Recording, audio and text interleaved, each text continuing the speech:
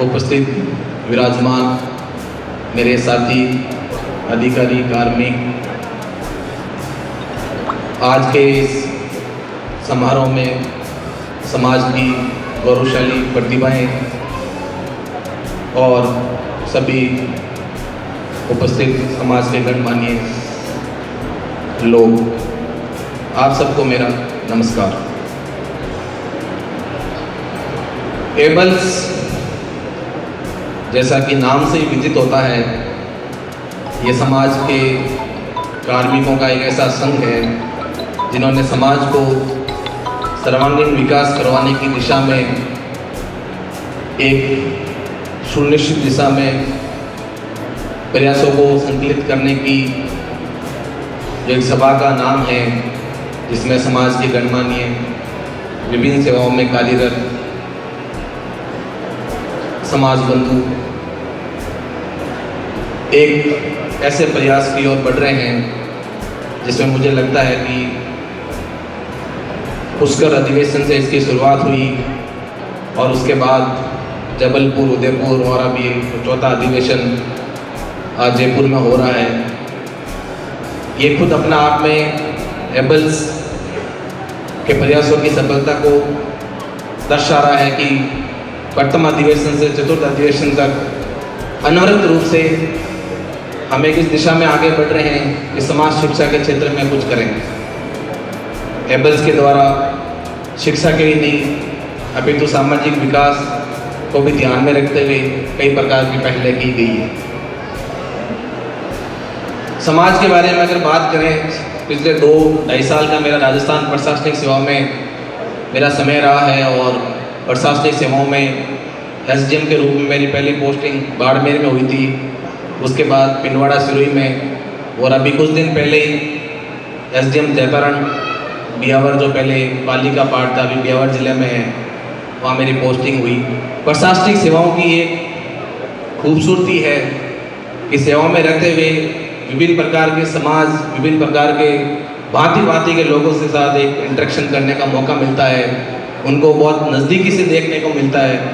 और ये बताते हुए दुख हो रहा है कि अगर हम समाज के रूप में अगर देखें, शिक्षा के क्षेत्र में, प्रशासनिक सेवाओं के क्षेत्र में, इस प्रकार की अन्य सेवाओं की दिशाओं में, तो समाज हमारा बहुत पिछड़ा हुआ है। इस सत्य को हमें स्वीकार करना चाहिए। आज हम कार्मिक संघ के रूप में जो बंधु यहाँ बैठे हैं मेरे सामने, बहुत जने नहीं भी आ पाए। हम खुद जानते हैं कि प्रशासनिक सेवाओं में, पुलिस सेवाओं में, भारतीय सेनाओं में जो है समाज के बंधुओं का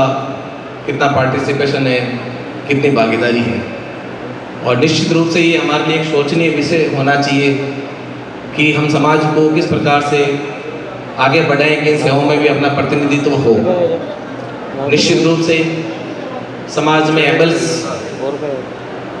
कि अगर टोटल पार्टिसिपेशन का बात करें तो मुझे लगता है कि मोर देन 95% है वो जो शिक्षा और एजुकेशन के फील्ड में ही हैं, चाहे वो लेवल 1, लेवल 2 से लेके लेक्चरर, प्रिंसिपल, लगभग 95% कार्मिक अपने को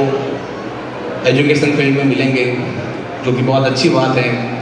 लेकिन हमें इस बिंदु को भी समझना चाहिए कि प्रशासनिक सेवाओं में और अन्य जो इस प्रकार की सेवाएं हैं, वहाँ पर भी हमारे समाज का प्रतिनिधित्व होना चाहिए। और मैं ये मानता हूँ कि ऐसा नहीं है कि हमारे समाज में प्रतिभाओं की कमी है। अभी ये अपने समक्ष ही प्रतिभाओं को सम्मानित किया गया, उसमें वो प्रतिभाएं भी थी जिनके 98-99% है, जो राज्य स्तर पे बता रहे थे कि कल 14 सितंबर को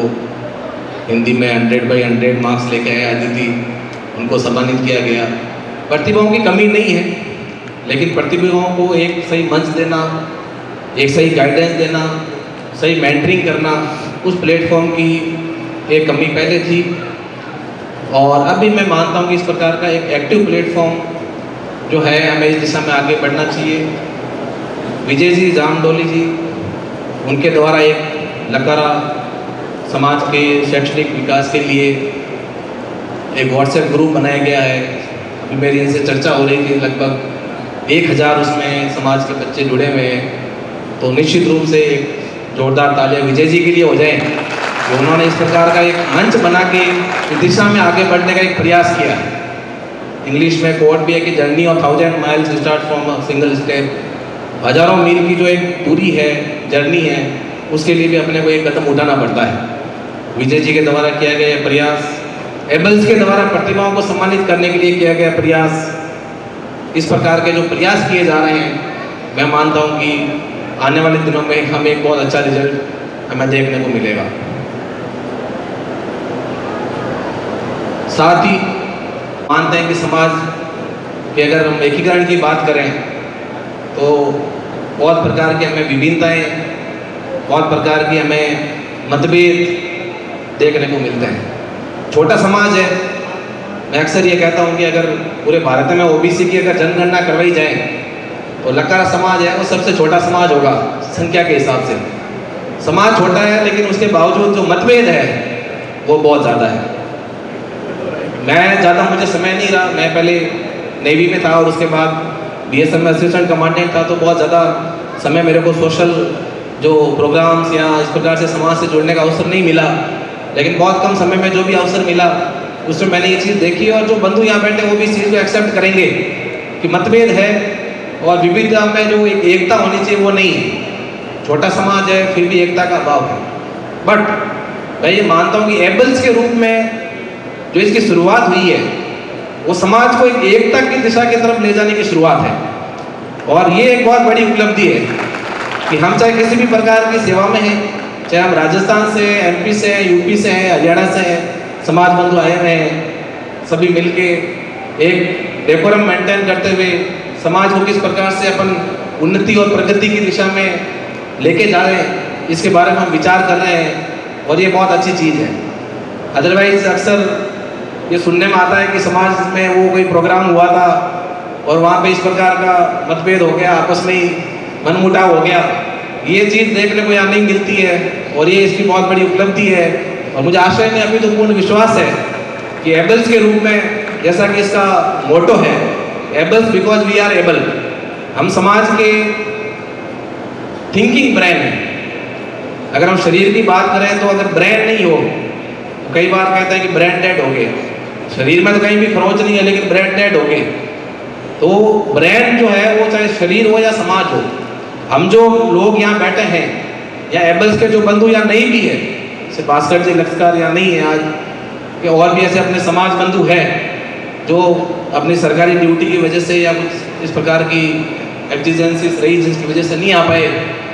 हम सब लोग एक ब्रेन है समाज का, और समाज का ब्रेन अगर सामाजिक विकास, समाज के सर्वांगीण विकास की अवधारणा को ध्यान में रखें और इस प्रकार के प्रयास करें, तो मैं मानता हूं कि समाज में जो मतभेद, मनभेद और कहीं ना कहीं जो मनमुटाव है, उनको भी ये सोचने पे मजबूर होना पड़ेगा कि क्यों ना हम एक मंच पे आए और एक सामाजिक एकता दिखाते हुए समाज का सर्वांगीण विकास करें। आज इस प्लेटफॉर्म से, आज इनकी शिक्षा, संस्कार व दिए गए मूल्यों की वजह से मैं इतना सक्षम बन पाया कि आप सब लोगों के सामने खड़ा होके दो शब्द बोल पा रहा हूँ। उन मेरे परम श्रद्धेय,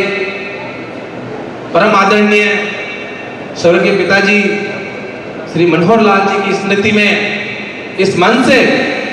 मैं ये ऐलान करता हूँ कि समाज की जो गौरवशाली प्रतिभाएं हैं, जो क्लास 10th में आरबीसी और सीबीएसई में